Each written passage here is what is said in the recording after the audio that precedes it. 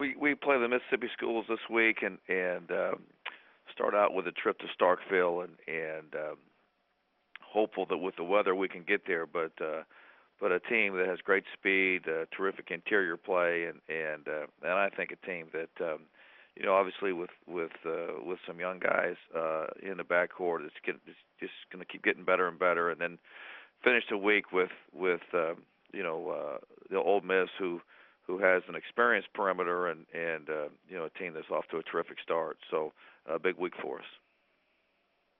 Our first question is from Chip Howard of KZNE Radio and College Station.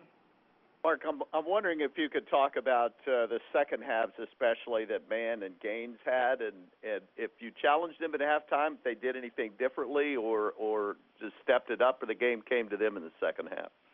I think that I did probably challenge them to a degree at the half, and I didn't think that Kenny Gaines particularly played very intelligent ball in the first half, and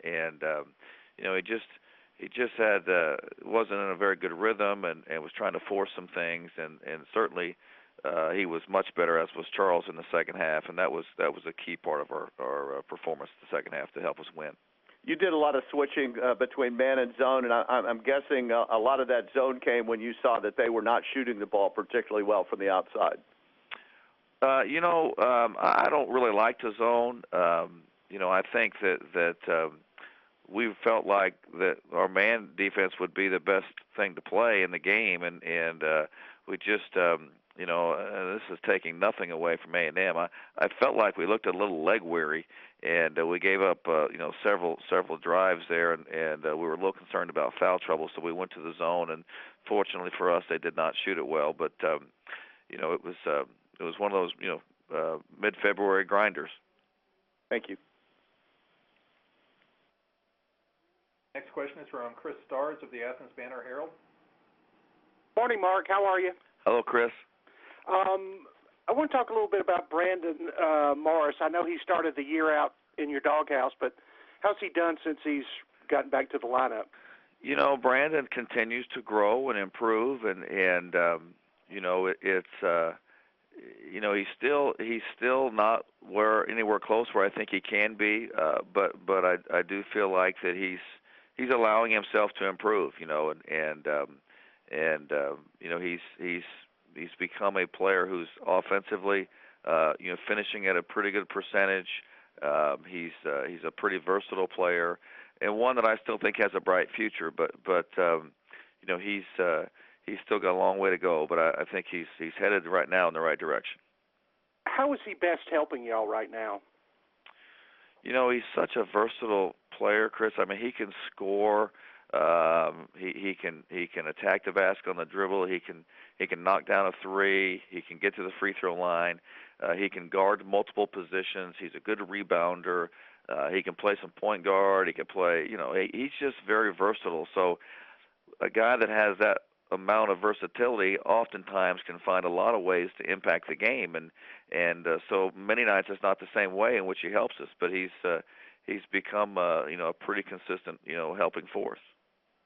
Thank you very much. The next question is Jerry Tipton of the Lexington Herald Leader. Mark, I think I read where the A&M game was your 200th victory as a college coach, and I'm wondering, when you look back on yourself when you first started as a college coach, what do you think of that person, and how much have you learned?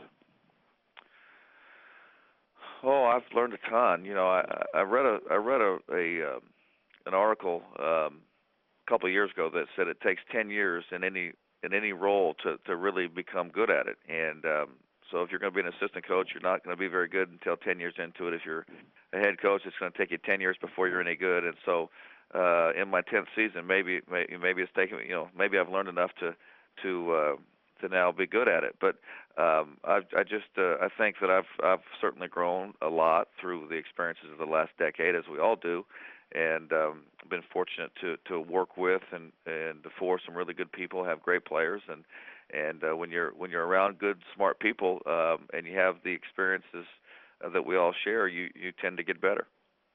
And one other thing about the Marcus Smart incident, I'm wondering how you instruct your guys on interacting with fans? Well, we just tell our players to concentrate on what's between the lines, and really it's as simple as that. You have to tune out the crowd, and I think that we do a pretty good job of that.